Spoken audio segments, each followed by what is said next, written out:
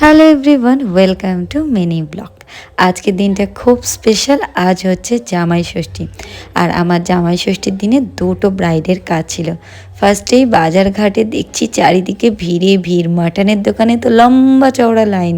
শুধু মাটন না, চিকেন, মাছ, মাংস, বিকজ সারা বছর সব শাশুড়ি মারাই অপেক্ষা করে তাদের জামাইকে ভালোভাবে খাওয়ানোর জন্য। এখানে আমরা চলে এসেছি আমার মিষ্টি ক্লায়েন্টের বাড়ি, এসেই কিন্তু একটু মিষ্টি মুখ করে নিয়েছি। তারপরে ক্লায়েন্টের ছিল নেল এক্সটেনশন প্লাস হাতে পায়ে মেহেন্দি। আমার শরীরটা একটু খারাপ ছিল, তাই সেদিন নেল এক্সটেনশনটা পিতেই করে দিয়েছে। আমি বসে বসে ঘুরছিলাম। তারপরে মেহেন্দির টাইমে আমি সুন্দর করে মেহেন্দিটা স্টার্ট করলাম। আর আমাদের একটা টুল দরকার ছিল, আর দাদা দেখো এখানে কি এনেছে আমাদেরকে হাসানোর জন্য। দাদাভাই ভীষণ সুইট, যতটা পেরেছে দাদাভাই আমাদের হেল্প করেছে। আর দাদাভাইয়ের নামটাও কিন্তু ভীষণ ইউনিক, ইন্দ্রাশিস, আমার খুব ভালো লেগেছে।